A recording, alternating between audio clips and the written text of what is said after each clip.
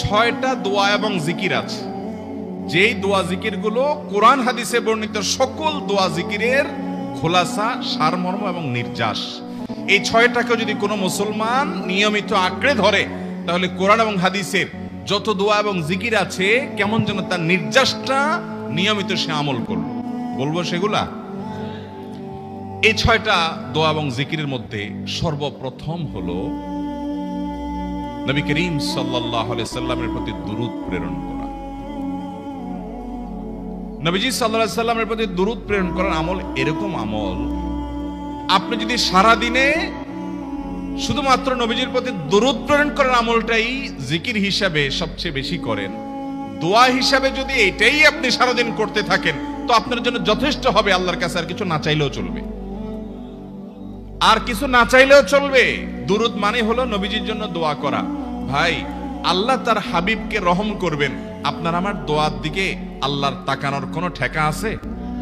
নবীজি কি আমাদের দোয়ার কোনো মুখাপেক্ষী? কিন্তু আমরা তার জন্য দোয়া করলে ওই চান্সে আল্লাহ তাআলা আমাদের প্রতি অনুগ্রহ করবেন। একবার না, আপনি নবীজির প্রতি একবার রহমতের দোয়া করবেন, একবার দুরূদ পাঠ করবেন। মান সাল্লা আলাইয়া মাররাতান সাল্লাল্লাহু আলাইহি আশারা। নবীজি সাল্লাল্লাহু আলাইহি সাল্লাম বলেছেন, একবার আমার জন্য তোমরা দোয়া করলে, আমার প্রতি দুরূদ পাঠ করলে, আল্লাহ তাআলা তোমাদের জীবনে 10 বার 10 জায়গায় 10 টাইমস তোমাদের উপর আল্লাহ তাআলা অনুগ্রহ করবেন। আপনি টেরও পাবেন না কত জায়গায় আল্লাহ অনুগ্রহ করেছেন। আল্লাহ বাঁচাই দিয়েছেন, একটুর জন্য শেষ হয়ে যান নাই। ওই যে দুরূদ পড়ছেন, আল্লাহ তাআলা রক্ষা করছে, আপনি খবরও নাই। আল্লাহ তাআলা আপনার প্রতি বিশাল একটা দান করছে, আপনি লক্ষ্য করেন নাই। ওই যে দুরূদ পড়ছেন একবার, 10 বার রহমত হবে। এভাবে যত দুরূদ পড়বে সে তত রহমত এবং অনুগ্রহ পাবে। এক সাহাবী বলেছেন, ইয়া রাসূলুল্লাহ, আমি আমার দোয়ার কত অংশ আপনার জন্য রিজার্ভ রাখবো? আমি তো আল্লাহর কাছে অনেক কিছু চাইবো, অনেক কিছু নিবেদন করব, আপনার জন্য যেন আল্লাহ রহমত নাজিল করে, এটাই হলো দুরূদ। এই দুরূদটা আমি কি পরিমাণ রাখবো? 4 ভাগের 1 ভাগ, 3 ভাগের 1 ভাগ, অর্ধেক? এরপরে সাহাবী বলছেন, আসলে যদি সবগুলোই করি, উনি এক একটা পার্সেন্টেজ বলছেন, আর নবী করিম সাল্লাল্লাহু আলাইহি সাল্লাম বলছেন যে, তাকে বোঝাচ্ছেন যে আরো বেশি করতে পারলে ভালো হয়। তো সাহাবী বাড়াইতে বাড়াইতে শেষ পর্যন্ত বলেন যে, আমার দোয়া যদি সবগুলো আপনার জন্য করি, আমি যদি আর কোনো দোয়া না করি, শুধু আপনার জন্যই দোয়া করি, নবী করিম সাল্লাল্লাহু আলাইহি সাল্লাম তাকে সুসংবাদ দিলেন যে, তাহলে তোমার আর কোনো সমস্যা থাকবে না, সব সমস্যা দূর হয়ে যাবে, তোমার কোনো পেরেশানি থাকবে না। ভাইরা আমার, দুরূদের আমল এমন একটা আমল যে আপনার জীবনে কোনো বিপদ, কোনো মুসিবত, কোনো পেরেশানি, কোনো সমস্যা দেখা দিয়েছে, আপনি যদি দুরূদ পড়তে থাকেন, কোনো কিছু মনে আসছে না, অনেক সময় ছাত্র জিজ্ঞেস করে, ভাই পরীক্ষার হলে পড়া ভুলে গেছি, কি করবো? আমি দুরূদ পড়া শুরু করেন। আরবদেরকে দেখা যায় কোনো কিছু ভুলে গেলে তারা বলে আল্লাহুম্মা সাল্লি আলা মুহাম্মদ, আল্লাহুম্মা সাল্লি আলা মুহাম্মদ, এটা শুরু করে তারা। কারণ নবী করিম সাল্লাল্লাহু আলাইহি সাল্লাম এর হাদিস থেকে স্পষ্টভাবে, একটি নয় বহু হাদিস থেকে প্রমাণিত, যে ব্যক্তি দুরূদটা নিয়মিত পাঠ করবে, সালাত আলা নবীটাকে যে ব্যক্তি আঁকড়ে ধরবে, সব সময় তার মুখ থেকে সালাত সালাত সালাম চলতে থাকে, এই ব্যক্তির সকল গুনাহ আল্লাহ মাফ করে দিবেন, সকল পেরেশানি আল্লাহ তাআলা মুক্ত করে দিবেন। ভাইরা আমার, দুরূদের আমলটা এত গুরুত্বপূর্ণ আমল, এটা আমরা করি এখন। অনেকে আছেন যে আনুষ্ঠানিকতা যখন থাকে দুরূদের, মিলাদের, তখন একটু সালাত আলা নবী যেভাবে করেন, আর বাকি অনেকে আছেন যেগুলো করারও কোনো খোঁজ খবর নাই। দুরূদ বেশি বেশি করে পাঠ করবো তো ইনশাআল্লাহ। সবচেয়ে শ্রেষ্ঠ দুরূদ, সবচেয়ে উত্তম দুরূদ হলো দুরূদ ইব্রাহিম, যেটা নামাজে পড়েন। আর সবচেয়ে সংক্ষিপ্ত দুরূদ হলো সাল্লাল্লাহু আলাইহি ওয়াসাল্লাম। এছাড়া নবীজির প্রতি দোয়ামূলক যে কোনো দুরূদই আল্লাহর কাছে গ্রহণযোগ্য হতে পারে, যদি দুরূদের অর্থের মধ্যে, কথামালার মধ্যে খারাপ কিছু না থাকে। দুরূদের নামে অনেকগুলো দুরূদ প্রচলিত আছে বিভিন্ন বই পুস্তকে, অমুক দুরূদ পড়লে অমুক এত নেকি হয়, বা অমুক দুরূদ পড়লে এতবার পড়লে ওই বিপদ দূর হয়। এগুলো কোনো হাদিস নির্দেশিত না, এগুলো হয়তো কারো তাজরিবা, অভিজ্ঞতা নির্ভর। কিন্তু হাদিস নির্দেশিত দুরূদ হলো দুরূদ ইব্রাহিম, আর সবচেয়ে সংক্ষিপ্ত দুরূদ হলো সাল্লাল্লাহু আলাইহি সাল্লাম। অর্থের ভিতরে যদি খারাপ কিছু, শিরকের কিছু না থাকে, নবীকে আবার আল্লাহর পর্যায়ে পৌঁছানোর মতো গুমরাহি যদি না থাকে দুরূদের অর্থের মধ্যে, তাহলে যে কোনো দুরূদই আপনি আল্লাহর কাছে পেশ করতে পারেন। তাহলে 6টা দোয়া হলো কোরআন হাদিসের শত শত সহস্র দোয়ার নির্যাস এবং খোলাসা। তার 1 নম্বর হলো দুরূদের আমল। করবো না বেশি বেশি ইনশাআল্লাহ? আমার জীবনে বহুবার এমন হয়েছে, বহুবার এমন এমন বিপদ যে দেয়ালে পিঠ ঠেকে গেছে, এখান থেকে উদ্ধারের কোনো পথ আর চোখের সামনে দেখা যাচ্ছে না। আমি এই আমলটি, এর পাশাপাশি ইস্তেগফারের আমল যেটা দ্বিতীয় নম্বরে বলবো আমি, এই দুটি আমল কন্টিনিউয়াসলি করে গেছি, হরদম প্রতি নিঃশ্বাসে নিঃশ্বাসে, বাস টয়লেটের টাইম বাদে বাকি ফুল টাইম এটা দুরূদ এবং ইস্তেগফার অব্যাহত রাখছে। আল্লাহ তাআলা এমন ভাবে অলৌকিক ভাবে উদ্ধার করেছেন যে আমার কল্পনায়ও আসে না যে এখান থেকে এভাবে হেল্প হতে পারে। ভাইরা আমার অভিজ্ঞতার 2 পয়সার কোনো মূল্য নাই। আমার অভিজ্ঞতা কি আসলো না আসলো এটাতে কিছু আসে যায় নাই। রহমতুল লিল আলামিন আল্লাহর রাসূল আল্লাহর নবী ওয়াদা করেছেন যে আপনার পেরেশানি দূর হবেই হবে ইনশাআল্লাহ। অতএব দুরূদের আমল বেশি বেশি করব না ইনশাআল্লাহ। নাম্বার 2, ইস্তেগফার। ইস্তেগফার ইস্তেগফার এটাও বেশি বেশি করতে হবে, দুরূদও বেশি বেশি করতে হবে। দুরূদের ব্যাপারে নবী করিম সাল্লাল্লাহু আলাইহি সাল্লাম এক হাদিসে বলেছেন, আকসিরু আলাইয়া মিনাস সালাতি মিন ইয়াউমিল জুমআতি ওয়া লাইলাতিল জুমআহ।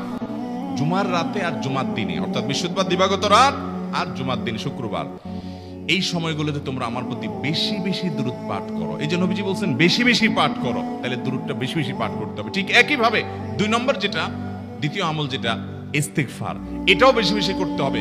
কারণ ইস্তেগফার সম্পর্কে কোন কোন হাদিসের ভাষ্যের মধ্যে মান লাজিমাল ইস্তেগফার ভাষ্য এসেছে, অর্থাৎ যে ব্যক্তি ইস্তেগফারকে আঁকড়ে ধরবে, এটাকে কন্টিনিউয়াসলি করবে, ইস্তেগফার কখনো ছাড়বে না, সবসময় তার মধ্যে ইস্তেগফার অব্যাহত থাকবে, ওই ব্যক্তিকে আল্লাহ রাব্বুল আলামিন বিভিন্ন পেরেশানি থেকে সারপ্রাইজড হওয়ার মতো এমন এমন পথ বের করে দিবে যে সে চিন্তাও করে নাই। তার পেরেশানি থেকে মুক্তির পথ আল্লাহ তাআলা দেখায় দিবেন। ইস্তেগফার কিভাবে করবেন ভাই? ইস্তেগফার এমন একটা আমল, এটা ছাড়া তো আমাদের উপায় নাই ভাই।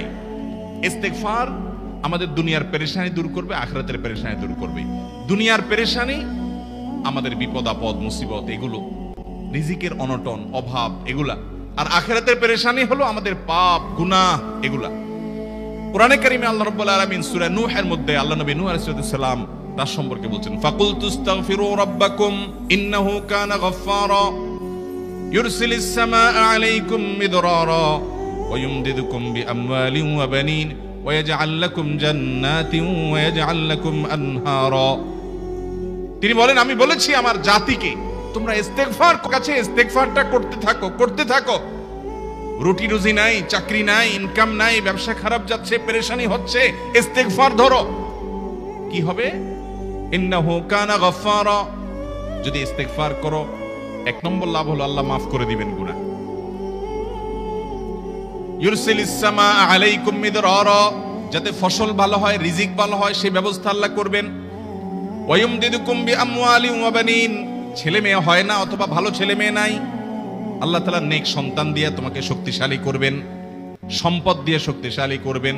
ওয়া ইয়াজআল লাকুম জান্নাতি ওয়া ইয়াজআল লাকুম আনহারা, আল্লাহ তাআলা প্রসবন দিবেন, ফসল দিবেন, বরকত দিবেন রুজিতে। কিসের মাধ্যমে? ইস্তেগফার। কিসের মাধ্যমে ভাই? ইস্তেগফার।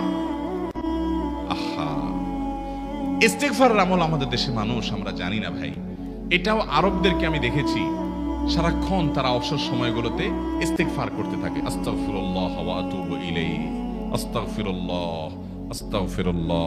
মানে কি? আল্লাহর কাছে আমি ক্ষমা প্রার্থনা করি, আল্লাহর কাছে আমি মাপ চাই, আল্লাহর কাছে আমি তওবা করি, আল্লাহর দিকে আমি ধাবিত হই, আল্লাহর কাছে আমি ফিরে যাই, আস্তাগফিরুল্লাহ আস্তাগফিরুল্লাহ। আপনি বসে আছেন নিরিবিলি, ভাইরা আমার, এখন আর নিরিবিলি বলতে কোনো সময় নাই, এখন আর ফ্রি টাইম নাই, এখন আর আমাদের অবসর টাইম নাই। আস্তাগফিরুল্লাহ কখন বলবো? মোবাইল টিপতে টিপতে টিপতে টিপতে, ফেসবুকের নোটিফিকেশন দেখতে দেখতে দেখতে, লাইক কমেন্ট গুনতে গুনতে আমাদের এখন কোনো ফুরসত নাই। বাহিরে তো নাই, টয়লেটে গেলেও তখন আমাদের ব্যস্ততা মোবাইল নিয়ে, ফেসবুক নিয়ে, ঘুমাইতে গেলেও আমাদের ব্যস্ততা। ও ভাই আমার, অথচ আমার হায়াত শেষ হয়ে যাচ্ছে, আমল নামার শূন্য খালি, ফেসবুক টিপাটিপিতে পরিপূর্ণ। আল্লাহর কাছে কি নিয়ে যাবেন? ইস্তেগফার করবেন তো ইনশাআল্লাহ? অবসর সময় ইস্তেগফার করবেন তো ইনশাআল্লাহ? নিরিবিলি আছেন, একাকী আছেন, ইস্তেগফার চালায় দেন। 10 সেকেন্ড টাইম পাইছেন, ইস্তেগফার শুরু করে দেন। ডাক্তারের কাছে গেছেন, ওয়েটিং এ আছেন, বসে আছেন, ইস্তেগফার করতে থাকেন। সিরিয়াল আছেন কোন কাজের, ইস্তেগফার করতে থাকেন। ডিউটিতে যাচ্ছেন, গাড়িতে, বাইসাইকেলে, বাইকে, যে কোনো ভাবে পায়ে হেঁটে ইস্তেগফার করতে থাকেন। যে কোনো অবসরের সময়গুলোকে ইস্তিগফার দিয়ে পরিপূর্ণ করে দেন। ভাইরা আমার, ইস্তিগফার সকল সমস্যার সমাধান। ইস্তিগফারের ভিতরে সবচেয়ে শ্রেষ্ঠ ইস্তিগফার হলো সাইয়্যিদুল ইস্তিগফার। সাইয়্যিদুল ইস্তিগফারটা যদি মুখস্থ না পারেন, অন্তত লিখিত ভার্সনটা পড়েন। সাইয়্যিদুল ইস্তিগফারের যে অর্থ, এটার যে মর্ম, বড় হৃদয়গ্রাহী ভাই, বড় মর্মস্পর্শী। ইমানদার এটার অর্থের দিকে তাকায় যদি পড়ে, তো তার অন্তর না গলে পারে না। আল্লাহুম্মা আনতা রব্বি, হে আল্লাহ আপনি আমার রব, আপনি আমার পালনকর্তা লাগেন। আপনার সাথে আমার এই সম্পর্ক, আমি আপনার গোলাম, আপনি আমার রব, এই সম্পর্কটা আপনার সাথে আছে। আল্লাহুম্মা আনতা রব্বি লা ইলাহা ইল্লা আন্ত, ও আল্লাহ আপনি ছাড়া আমার ইবাদত, আমার গোলামি, আমার দাসত্ব, উপাসনার উপযুক্ত আর কেউ নাই। আল্লাহুম্মা আনতা রব্বি লা ইলাহা ইল্লা আন্ত খালাকতানি, আপনি আমাকে সৃষ্টি করেছেন। ওয়া আনা আবদুক, আল্লাহ আমি আপনার গোলাম। দেখেন কিভাবে আল্লাহর সাথে সম্পর্কটার কথা বলা হচ্ছে মুহাব্বতের সাথে। খালাকতানি ওয়া আনা আবদুক, আল্লাহ আপনি আমাকে সৃষ্টি করেছেন আর আমি আপনার গোলাম। ওয়া আনা আলা আহদিকা ওয়া ওয়া'দিকা মাস্তাতা'তু, আল্লাহ আপনার সাথে যে অঙ্গীকার করেছিলাম, আলাস্তু বিরব্বিকুম, আপনি জিজ্ঞেস করেছেন। আলমে আরওয়াহাতে আমরা বলেছি বালা, হ্যাঁ আপনি আমার রব। আপনাকে রব হিসাবে স্বীকৃতি দিয়ে আপনার গোলামি করার যে অঙ্গীকার আমরা করেছি, কালিমাতুশ শাহাদা যে আমরা পাঠ করেছি, এই যে আপনার সাথে কৃত অঙ্গীকার, রব হিসাবে স্বীকৃতি দেওয়ার পর, গোলাম হিসাবে মেনে নেওয়ার পর, আমি আপনার যে গোলামি করার কথা ছিল, ওয়া আনা আলা আহদিকা ওয়া ওয়া'দিকা মাস্তাতা'তু, যতটুকু পারছি আমি সে ওয়াদার উপরে থাকার চেষ্টা করছি আল্লাহ। ওয়া আনা আলা আহদিকা ওয়া ওয়া'দিকা মাস্তাতা'তু আবুউ লাকা বিনি'মাতিকা আলাই, আল্লাহ আমি স্বীকার করি আপনি আমার প্রতি অনেক নিয়ামত দিয়েছেন, অনেক নিয়ামত দিয়েছেন, এটা আমি স্বীকার করি। ওয়া আবুউ লাকা বিযামবি, আর আমি এও স্বীকার করি যে আল্লাহ অনেক অপরাধ, অনেক পাপ আমার দ্বারা হয়ে গেছে। ফাগফিরলি, অতএব আপনি আমাকে মাফ করে দেন। ফাইন্নাহু লা ইয়াগফিরুয যুনুবা ইল্লা আনতা, কারণ আপনি ছাড়া আর কেউ গুনাহ ক্ষমা করতে পারবে। ভাইরা আমার, অর্থের দিকে লক্ষ্য করে করে, মর্মটা বুঝে বুঝে একটু সাইয়্যিদুল ইস্তিগফার পড়েন। লেখা দেখে দেখে পড়েন, ইউটিউব থেকে দেখে দেখে পড়েন, কিন্তু পড়েন। আল্লাহুম্মা আনতা রাব্বি লা ইলাহা ইল্লা আন্ত খালাকতানি ওয়া আনা আবদুকা ওয়া আনা আলা আহদিকা ওয়া ওয়া'দিকা মাস্তাতা'তু আউযু বিকা মিন শাররি আবুউ লাকা বিনি'মাতিকা আলাইয়া ওয়া আবুউ লাকা বিযামবি ফাগফিরলি ফাইন্নাহু লা ইয়াগফিরুয যুনুবা ইল্লা আনতা। এটা হলো বড় ইস্তিগফার। এত বড় ইস্তিগফার পড়তে পারেন না, কোনো পেরেশানি নাই, কোনো অসুবিধা নাই। সবচেয়ে ছোট ইস্তিগফার হলো আস্তাগফিরুল্লাহ আস্তাগফিরুল্লাহ আস্তাগফিরুল্লাহ। আল্লাহ আপনার কাছে ক্ষমা চাই, কত ভুল হয়ে যায়, কত অন্যায় হয়ে যায়। ভাইরা আমার, এটা হলো রিমুভার। ভুল করে কিছু লিখছেন, রিমুভ করে ফেলছেন, শেষ হয়ে গেছে। আপনি ঘন ঘন ইস্তিগফার পড়তে থাকেন, অগণিত ভুল হয়, অগণিত ত্রুটি হয়, বারবার ইস্তিগফার এগুলোকে সবগুলোকে শেষ করে দেয়। ভাইরা আমার, নিরাপত্তা এনে দেয়। আল্লাহ কোরআনে কারিমে বলেছেন যে আপনার রব আপনার কওমের প্রতি আযাব নাযিল করবেন না যদি আপনি থাকেন। আর যদি তারা ইস্তিগফারে রত রাখে, তাহলে গণ আযাব আল্লাহর পক্ষ থেকে আসবে। অতএব ভাইরা আমার, ইস্তিগফার বেশি বেশি করতে হবে। 6টা আমল, 6টা জিকির, দোয়া হলো শত শত হাজার দোয়া এবং জিকিরের সান্নিধ্যাসের। দ্বিতীয়টা হলো ইস্তিগফার। চেষ্টা করব না ইনশাআল্লাহ ইস্তিগফার করা, চলতে ফিরতে আস্তাগফিরুল্লাহ ওয়া আতুবু ইলাইহি, অথবা শুধু আস্তাগফিরুল্লাহ। আরেকটা ইস্তিগফার হাদিসে বর্ণিত, আস্তাগফিরুল্লাহাল্লাযী লা ইলাহা ইল্লা হুয়াল হাইয়ুল কাইয়্যুম ওয়া আতুবু ইলাইহি ওয়া লা হাওলা ওয়া লা কুওয়াতা ইল্লা বিল্লাহ। এটাও ইস্তিগফার। তাহলে একটা বড় ইস্তিগফার, একটা মিডিয়াম, একটা ছোট, যার যেটা সুবিধা হয় এটা পড়েন। বড়টা হলো সাইয়্যিদুল ইস্তিগফার, সবচেয়ে শ্রেষ্ঠ ইস্তিগফার যেটা হাদিসে বর্ণিত হয়েছে। সাইয়্যিদুল ইস্তিগফার নবীজি সকাল সন্ধ্যা পাঠ করতেন, বিভিন্ন সময় পাঠ করতেন, রাতে পাঠ করার কথা বলতেন। সাইয়্যিদুল ইস্তিগফার পাঠ করলে আল্লাহ রাব্বুল আলামিন ওই দিনে, ওই রাতে, ওই ব্যক্তি মারা গেলে তার সব গুনাহ খাতা মাফ করে তাকে জান্নাত দিবেন ইনশাআল্লাহ। অতএব ভাইরা আমার, সাইয়্যিদুল ইস্তিগফার সবচেয়ে বড়, আস্তাগফিরুল্লাহাল্লাযী লা ইলাহা ইল্লা হুয়াল হাইয়ুল কাইয়্যুম ওয়া আতুবু ইলাইহি ওয়া লা হাওলা ওয়া লা কুওয়াতা ইল্লা বিল্লাহ। এটা হলো মাঝারি ধরনের। আর সবচেয়ে ছোট ইস্তিগফার হলো আস্তাগফিরুল্লাহ ওয়া আতুবু ইলাইহি। তাহলে 6 আমলের কয়টা গেল? 2টা। প্রথমটা হলো দুরূদ আর দ্বিতীয়টা হলো ইস্তিগফার। নাম্বার 3, এটা আমাদের বেশিরভাগ মানুষ জীবনে হয়তো শুনেনও নাই, অনেকে হয়তো শুনছেন, আমল করা হয় না। খুব সীমিত সংখ্যক আল্লাহর বান্দার আমলের তৌফিক হয়। সেটা হলো ইয়া যাল জালালি ওয়াল ইকরাম। এটা একটা জিকির, আল্লাহ তাআলাকে ডাকা, আহ্বান করা, এটাই জিকির। ইয়া যাল জালালি ওয়াল ইকরাম। নবী করিম সাল্লাল্লাহু আলাইহি সাল্লাম বলেছেন, আলিযু বিয়া যাল জালালি ওয়াল ইকরাম। তোমরা ইয়া যাল জালালি ওয়াল ইকরাম এটাকে আঁকড়ে ধরো, এটাকে নিয়মিত করো, বেশি বেশি করে বলতে থাকো এটাকে সব সময় এটাকে মুদাওয়ামাতের সাথে কন্টিনিউয়াসলি এটা বলতে থাকো, ইয়া যাল জালালি ওয়াল ইকরাম। অনেক উলামায়ে কেরাম, মুহাদ্দিসিনে কেরাম ইয়া যাল জালালি ওয়াল ইকরাম কেন নবীজি এত বেশি বলতে বলেছেন, এটার মাধ্যমে আমাদের লাভটা কি, এর ব্যাখ্যা করতে গিয়ে বলেছেন, ইয়া যাল জালাল মানে হলো হে মহান, মহান বড়ত্বের অধিকারী, হে জালালের অধিকারী, হে জালাল। ওয়াল ইকরাম, হে দানশীল। তাহলে প্রথম বাক্যে আল্লাহর বড়ত্বের কথা স্বীকৃতি দিয়ে প্রশংসা করা হয়, আর দ্বিতীয় বাক্যে হে দানশীল বলে আল্লাহ তাআলার কাছ থেকে চাওয়া হয় যে আপনি যেহেতু দানশীল এবং আপনি যদি মহান, অতএব আপনি আমাকে দান করেন। এটা ডাকলেই, আল্লাহকে এই বলে ডাকলেই চাওয়া হয়ে যায়। এই জন্য বেশি বেশি করে ইয়া যাল জালালি ওয়াল ইকরাম পড়তে হবে। অনেকে হয়তো নতুন শুনেছেন, আজকে থেকে শুরু করে দিবেন ইয়া যাল জালালি, সকাল বিকাল। মনে থাকে না তো লিখে লিখে ওয়ালে টাঙ্গায়া দেন, বাসা বাড়িতে এমন জায়গা লিখে রাখেন তাকাইলে নজরে পড়ে, কারণ মোবাইলে আমাদেরকে সবকিছু ভুলাই দেয়, দুনিয়ার ব্যস্ততা সব ভুলাই দেয়। এই জন্য বেশি বেশি ইয়া যাল জালালি ওয়াল ইকরাম পড়বো। 3টা হয়ে গেল। নাম্বার 4 নম্বর যে দোয়া এবং জিকির করতে নবী করিম সাল্লাল্লাহু আলাইহি সাল্লাম সব সময় আমাদেরকে উৎসাহ দিয়েছেন, অনুপ্রেরণা দিয়েছেন। এবং ইবনে সাদি রাহিমাহুল্লাহ তিনি 6টা নির্যাস দোয়া এবং জিকির যে বলেছেন, তার 4 নম্বর হলো লা হাওলা ওয়ালা কুওয়াতা ইল্লা বিল্লাহ। লা হাওলা ওয়ালা কুওয়াতা ইল্লা বিল্লাহ। লা হাওলা ওয়ালা কুওয়াতা ইল্লা বিল্লাহ, এটা হলো সারেন্ডার করা, আল্লাহর কাছে সারেন্ডার করা, আত্মসমর্পণ করা। মানে আল্লাহ ছাড়া কোনো ভালো কাজ করার ক্ষমতা কারণ নাই, করার তৌফিক দেওয়ার ক্ষমতা কারণ নাই, আর পাপ থেকে বাঁচানোর ক্ষমতা কারণ নাই। এই জন্য আমি কেমন যেন আল্লাহর কাছে সারেন্ডার করছেন, লা হাওলা ওয়ালা কুওয়াতা ইল্লা বিল্লাহ। কোন অবস্থা, কোন সামর্থ্য, এগুলো কারোর কাছে নাই, শুধুমাত্র কার কাছে আছে? আল্লাহর কাছে আছে।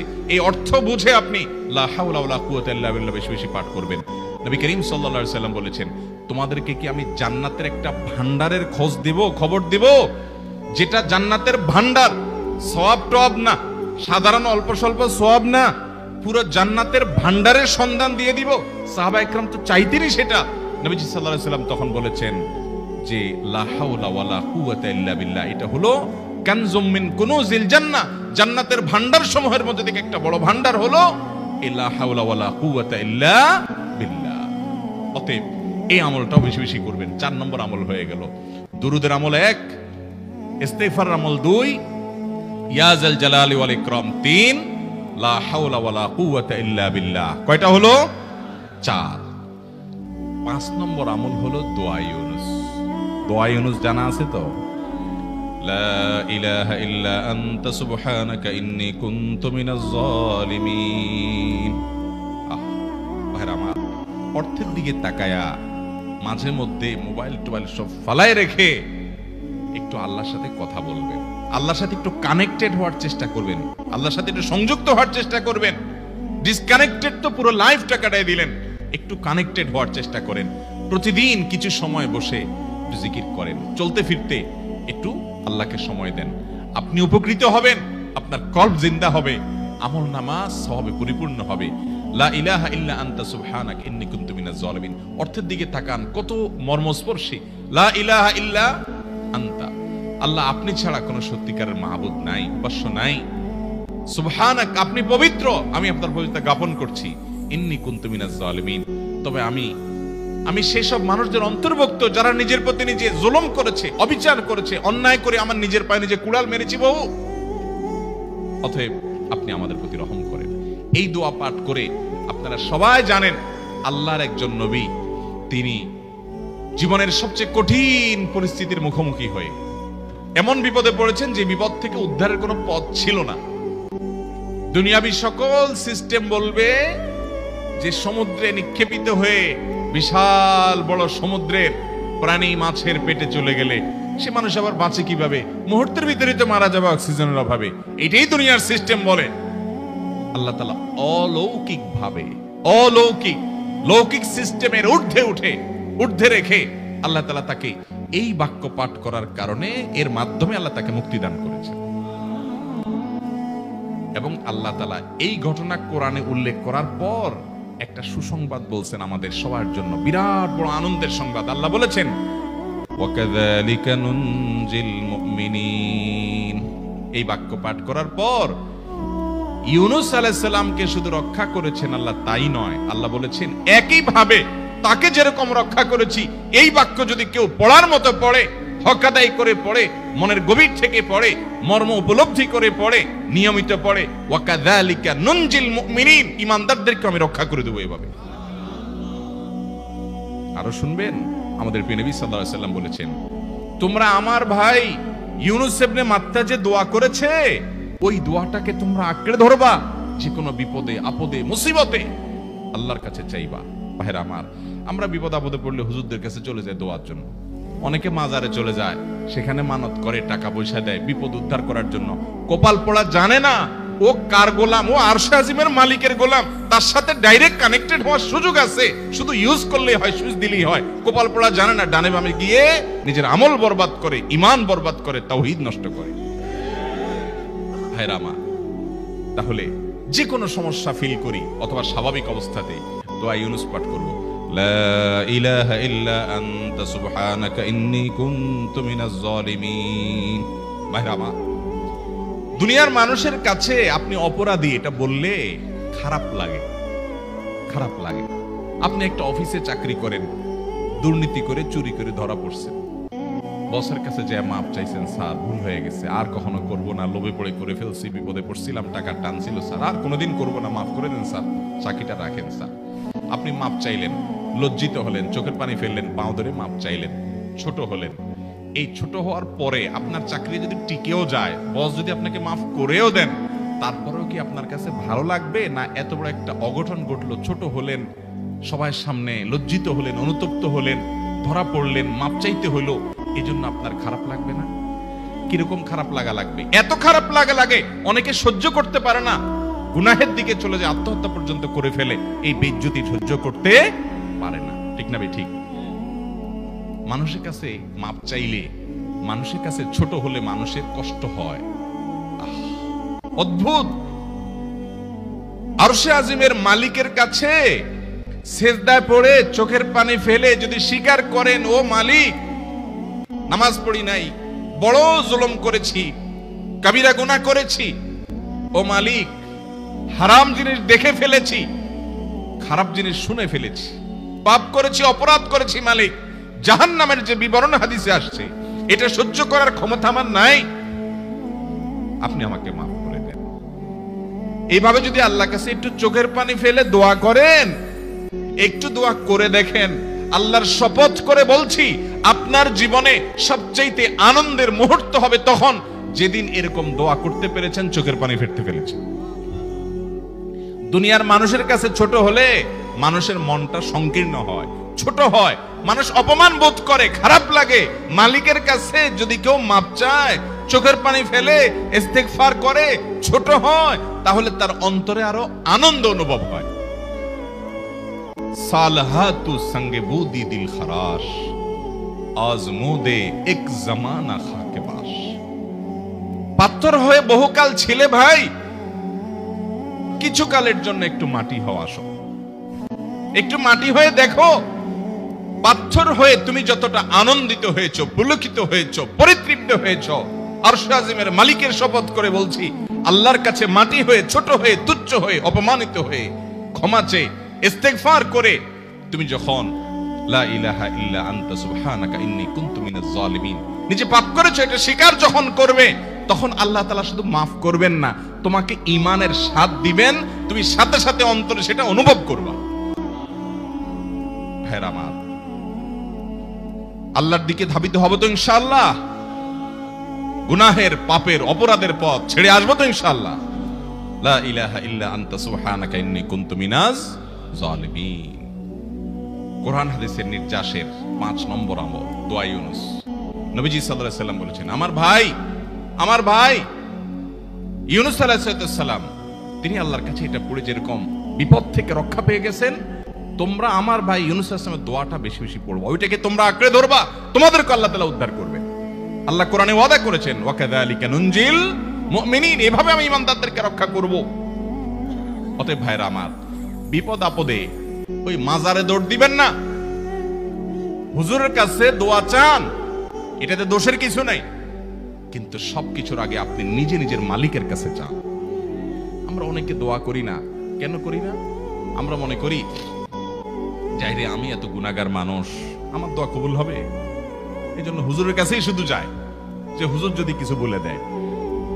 আল্লাহর কাছে ডাইরেক্ট চাইলে যে পাওয়া যাবে, এটা অনেক মুসলমান বিশ্বাস করে না, ভালো করে জানে না। ভাইরা আমার, আল্লাহ কোরআনে বলেছেন, উদউনি আস্তাজিব লাকুম, তোমরা আমার কাছে দোয়া করো, আমি কবুল করব। ওয়াদা করেছেন আল্লাহ তাআলা।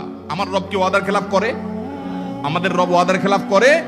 ইন্নাহু লা ইউখলিফুল মিআদ, তিনি ওয়াদার খেলাফ করেন না। তিনি বলেছেন তোমরা দোয়া করো, হালাল বক্ষণ থাকে, যদি হালাল উপার্জন যদি থাকে, শরীরে যদি হারাম যদি না থাকে, শর্ত আদায় করে দোয়া যদি করেন, দোয়া করে আবার হুলস্থুল যদি না করেন, তাড়াহুড়ো যদি না করেন, দোয়া করে আল্লাহর কাছে দরখাস্ত জমা দিয়ে দেন, দুরূদ পাঠ করেন, শর্ত আদায় করে দোয়া করেন, আপনি যত অপরাধী হন, যত গুনাহগার হন, যত পাপিষ্ঠ হন, আল্লাহ আপনার দোয়া কবুল করবে। আচ্ছা ভাই, আমরা যত খারাপ হই, আপনি নামাজ পড়েন না, আপনি ফিল্ম দেখেন, আপনি হারাম জিনিস দেখেন, আপনি অনেক খারাপ কাজ করেন, গালিগালাজ করেন, মানুষের হক মানেন, যত খারাপ আপনি হন, আপনি ইবলিসের চেয়ে বেশি খারাপ হতে পারবেন? ইবলিসের চেয়ে বেশি খারাপ হওয়ার সুযোগ আছে? খারাপের বাপ সে, তার মতো খারাপ তো আপনি চাইলেও হতে পারবেন না, ঠিক না ভাই? ঠিক। আচ্ছা, এই ইবলিস আল্লাহর কাছে দোয়া করছে কখন? এমন সময় যখন আল্লাহ তাকে নির্দেশ করছে সিজদা করো, আদমের সম্মানে। সেই নির্দেশ সে লঙ্ঘন করেছে, ডাইরেক্ট আল্লাহর সামনে সরাসরি লঙ্ঘন, সরাসরি বিদ্রোহ। আপনার সামনে আপনার ছেলে, আপনার কর্মচারী, আপনার কাজের লোক ডাইরেক্ট যদি একটা জিনিস বলে পারবো না, কি পরিমাণ মেজাজ আপনার গরম হবে চিন্তা করেন। অথচ আপনিও মানুষ, সেও মানুষ, আর আল্লাহ হলেন সৃষ্টিকর্তা, এ হলো সৃষ্টি। সে যুক্তি দেখায়, খালাকতানি মিন নার ওয়া খালাকতাহু মিন তিন, আমারে আগুন থেকে তৈরি করছেন, তারে মাটি থেকে তৈরি করছেন, আমি কেন তারে সিজদা করব? তর্ক যুক্তি হাজির করে আল্লাহর নির্দেশকে আল্লাহর সামনে লঙ্ঘন করেছে। কত ডেঞ্জারাস সিচুয়েশন বুঝেন, কি পরিমাণ রাগ আল্লাহ রাব্বুল আলামিন হওয়ার কথা। তার তো গুণবাচক নাম শুধু রহমান রহিম না, তার গুণবাচক নাম আছে কি? কাহার, জব্বার। তো আল্লাহ রাব্বুল আলামিনের এই গুণবাচক নামও তো আছে, তিনি হচ্ছে প্রচন্ড রকমের কাহারের অধিকারী। তো আল্লাহর সামনে ডাইরেক্ট তার আদেশকে লঙ্ঘন করেছে, হঠকারিতা দেখিয়েছে, অহংকার করেছে, দম্ভ দেখিয়েছে, এত বড় বেয়াদবি করেছে। ওই টাইমে আল্লাহ তাআলা তো রাগ হওয়ার কথা। ওই রাগের সময়, ওই কঠিন সময় ইবলিস যখন আল্লাহ তাকে বললেন, যাও ফখরুজ মিনহা ফাইন্নাকা রাজিম, জান্নাত থেকে বের হও, তুমি বিতাড়িত, আল্লাহ রাগ হয়ে তাকে জান্নাত থেকে বের করে দিলেন। ভাইরা আমার, এই রকম সময় পর্যন্ত ইবলিস দোয়া করে বসছে। কি দোয়া করছে? রব্বি আনজিরনি ইলা ইয়াউমি ইউবআসুন, আল্লাহ আমাকে সুযোগ দেন, কিয়ামত পর্যন্ত হায়াতটা দেন আমারে, দোয়া করে বসছে। কিন্তু আল্লাহ তাআলা কি করছেন? আল্লাহ বলছেন, তো বড় সাহস তোর, বেটা মাত্র সিজদা করতে বলছেন করলি না, কমবখত, আবার দোয়া করস? আল্লাহ সেটা বলেননি। আল্লাহ কি করছেন? ইন্নাকা মিনাল মুনজারিন, যাও তোমাকে সুযোগ দেয়া হলো। সুবহানাল্লাহ। ইবলিস যদি আল্লাহর রাগ হওয়ার মতো সময়ে, ক্রোধ হওয়ার মতো সময়ে আল্লাহর সামনে আল্লাহর সরাসরি অবাধ্য হয়ে আল্লাহ তাকে বের করে দিচ্ছেন, বিতাড়িত শয়তানকে, ওই টাইমে যদি দোয়া করার পর ইবলিসের দোয়া কবুল হয়, ও মুসলমান, আপনি আল্লাহর গোলাম হিসেবে নিজেকে স্বীকার করেন, আপনি যত পাপিষ্ঠ হন না কেন, আপনার দোয়া কেন কবুল হবে? আল্লাহর কাছে দোয়া করবো না ইনশাআল্লাহ?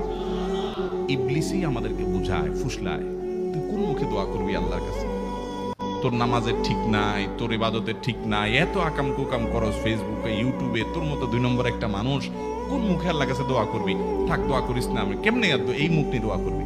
এটা যখন আপনার মনের ভিতরে আসে, তখন বুঝবেন যে মিস্টার ইবলিস অ্যাক্টিভ হয়ে গেছে আপনার শরীরে। কথা কি বুঝাতে পারছি? আল্লাহর কাছে দোয়া করবেন তো ইনশাআল্লাহ।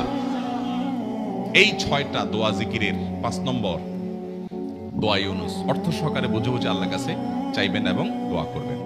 6 নম্বর হলো সুবহানাল্লাহ, আলহামদুলিল্লাহ, লা ইলাহা ইল্লাল্লাহ, আল্লাহু আকবার। এই বাক্যগুলো দেখবেন ঘুরে ফিরে নবী করিম সাল্লাল্লাহু আলাইহি ওয়াসাল্লাম সারাদিন পড়তেন। 5 ওয়াক্ত নামাজের পরে 33 বার দেখবেন। আবার দেখবেন সকাল সন্ধ্যায় সুবহানাল্লাহি ওয়া বিহামদি 100 বার, সুবহানাল্লাহি ওয়াল হামদুলিল্লাহি আল্লাহু আকবার 100 বার। আবার এগুলো মাঝে মধ্যে 10 বার, রাতের শোয়ার সময় 33, 34 বার। বিভিন্ন সময় দেখবেন ঘুরে ফিরে এই সুবহানাল্লাহ, আলহামদুলিল্লাহ, লা ইলাহা ইল্লাল্লাহ, আল্লাহু আকবার, এগুলো একটা মিজানের পাল্লাকে পরিপূর্ণ করে দেয়। কোনটা আসমান এবং জমিনের মধ্যবর্তী জায়গায় সওয়াব দিয়ে পরিপূর্ণ করে দেয়। এত বেশি ফজিলতপূর্ণ জিকির। এইজন্য পুরো কোরআন হাদিসের দোয়া এবং জিকিরের নির্যাসের শেষ এবং 6 নম্বর হলো বেশি বেশি করে দিন রাত 24 ঘন্টা যখন সুযোগ পাবেন, যেখানে যেখানে হাদিসে যে সংখ্যা বলা আছে ওটাতে করবেনই, ওর বাইরেও বেশি বেশি করে সুবহানাল্লাহ, আলহামদুলিল্লাহ, ওয়ালা ইলাহা ইল্লাল্লাহ, আল্লাহু আকবার বেশি বেশি করব না ইনশাআল্লাহ। আবারও বলছি, পুরো কোরআন হাদিসের দোয়া এবং জিকিরের নির্যাস 6টির একটি হলো, এটি ইবনে সাঈদী রাহিমাহুল্লাহর গবেষণা, তার গবেষণার আলোকে তিনি এটা পেশ করেছেন। এটি আবার কোন হাদিস থেকে নির্যাস বের করে দেওয়া হয়েছে সে নয়, এটা একজন মুফাসসিরের গবেষণা। তিনি বলেছেন কোরআন হাদিসে যত দোয়া বলা হয়েছে সবগুলোর মর্ম কথা এর মধ্যে চলে আসে। তাছাড়া নবী সাল্লাল্লাহু আলাইহি ওয়াসাল্লাম এবং কোরআনে এইগুলাকে বেশি বেশি করতে বলেছেন। আলিজ্জু, আকফিরু, মান লাজিমা, এই শব্দগুলো ব্যবহার করা হয়েছে। এজন্য এগুলো বেশি বেশি করে করতে হবে। এই যে শেষেরটা নবী সাল্লাল্লাহু আলাইহি ওয়াসাল্লাম সব সময় বিভিন্ন জায়গায় করতেন। আবারও বলছি, নাম্বার 1 দুরুদ, নাম্বার 2 ইস্তিগফার, নাম্বার 3 ইয়া যাল জালালি ওয়াল ইকরাম, নাম্বার 4 লা হাওলা ওয়ালা কুওয়াতা ইল্লা বিল্লাহ, জান্নাতের ভান্ডার এটা, নাম্বার 5 লা ইলাহা ইল্লা আনতা সুবহানাকা ইন্নী কুনতু মিনাজ জালিমিন, বিপদ না আসলেও স্বাভাবিক অবস্থায় পড়বেন। নাম্বার 6 সুবহানাল্লাহি ওয়াল হামদুলিল্লাহি ওয়া লা ইলাহা ইল্লাল্লাহু আল্লাহু আকবার। নিয়মিত করব তো ইনশাআল্লাহ। আল্লাহ আমাকে আপনাকে আমাদের সবাইকে আমল করার তৌফিক দান করুন, সব সময় জিকিরের মধ্যে থাকার তৌফিক দান করুন। জাযাকুমুল্লাহু খায়রা ওয়া আখিরু দাওয়ানা আলহামদুলিল্লাহি রাব্বিল আলামিন।